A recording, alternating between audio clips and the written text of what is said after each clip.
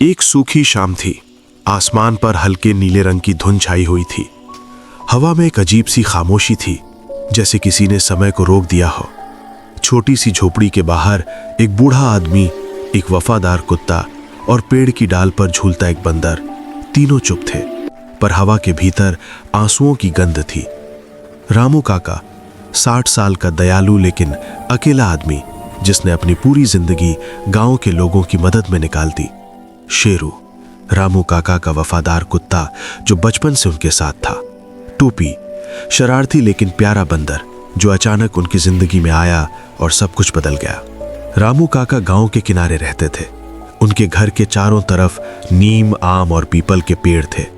गांव के बच्चे उन्हें काका कहकर बुलाते थे और हमेशा उनसे गुड़ की बट्टी या केले लेने आते थे।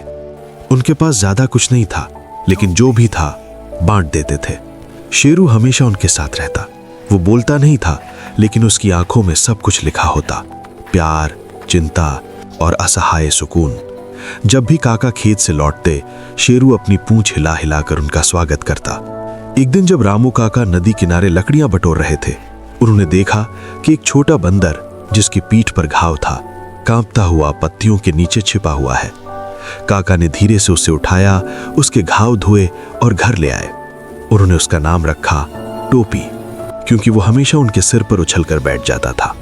धीरे धीरे बना बंधन। समय बीतता गया। अब घर में 3 प्राण थे, एक आदमी, एक कुत्ता और एक बंदर। टोपी की हरकतें कभी कभी उधम मचाती, लेकिन उसके अंदर अपनापन था। वो शेरू की पूंछ पकड़कर झूलता और काका की दवा की डिब्बी से गोली निकालने की कोशिश करता। रामू काका अक्सर कहते, शेरू, ये टोपी बड़ा नटखट है, पर दिल वाला है, जैसे तू। शेरू बस अपनी पूंछ हिलाता और दोनों को खेलते देखता। शाम को तीनों एक साथ बैठकर सूर्यास्त देखते। उस वक्त काका के चेहरे पर सुकून होता, जैसे सालों की तन्हाई अब खुल गई हो। एक रात तेज बारिश शुरू हुई। बिजली गरज रही थी। काका ने देखा कि टोपी गायब है। उन्होंने टॉर्च उठाई और शेरू को लेकर बाहर निकले। खेतों में कीचड़ था, पर उन्हें हार नहीं मानी। अचानक उन्होंने नदी किनारे हल्की चीख सुनी। दौड़कर पहुंचे तो देखा कि टोपी एक पेड़ की शाखा पर फंसा है और नीचे उफनता पानी बह रहा है। शेरू जोर से भौंकने लगा। काका ने बिना सोचे झरने के पार जाने की कोशिश की, लेकिन उनका पैर फिसल गया। शेरू ने तुरंत अपनी पकड़ मजबूत की और काका का कुर्ता अपने मुंह में पकड़ लिया। टोपी ऊपर से नगर पालिका की बांस की शाखा के सहारे काका के सिर पर कूद गया, जैसे वो भी मदद में हिस्सा लेना चाहता हो। कड़ी मेहनत के बाद काका और उनके दोनों साथी सुरक्षित घर लौट आए। उस रात तीनों चुपचाप बैठे रहे। बरसात अब थम चुकी थी, सिर्फ ऊपर से टपकती बूंदों की आवाज आ रही थी। बरसात के बाद की सुबह सुनहरी थी। खेतों में हरियाली थी और हवा में मिट्टी की सुगंध। काका ने दोनों को सहलाया। तुम दोनों तो मेरे बच्चों जैसे हो, उन्होंने कहा। उस दिन के बाद से तीनों की दोस्ती और गहरी हो गई। टोटी खेत में जाकर केले तोड़ लाता, शेरू पहरा देता और काका पुरानी यादों में खोए रहते। गांव वाले कहते, ये तीनों तो परिवार हैं, एक आत्मा के 3 रूप। सर्दियां शुरू हुई। एक दिन काका की तबीयत अचानक बिगड़ गई। बुखार तेज हो गया। शेरू दरवाजे के पास बैठा उनकी सांसें सुनता रहता। टोपी उनके माथे को पत्ते से हवा देता, पर दवा के बिना हालत बिगड़ती गई। गांव डॉक्टर 10 किलोमीटर दूर था। शेरू ने जैसे कुछ समझ लिया। उसने टोपी को इशारा किया और गांव की ओर दौड़ा। टोपी उसके साथ शाखा से शाखा कूदता चला गया। गांव पहुंचकर शेरू जोर से भौंकने लगा। लोग इकट्ठा हुए। टोपी दुकान की छत से नीचे कूदकर पर्ची लेकर भागा।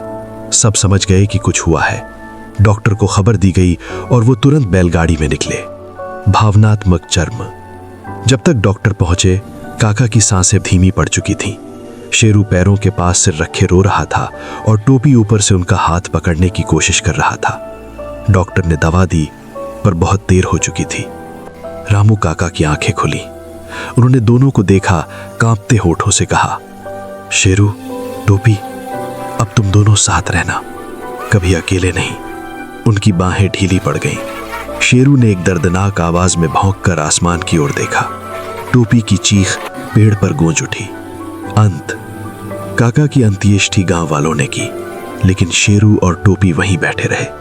कई दिनों तक उन्होंने खाना नहीं खाया। शेरू धीरे धीरे बूढ़ा हो गया और एक सुबह वहीं चुपचाप काका की कब्र के पास लेटा रहा। सांसें थम चुकी थीं।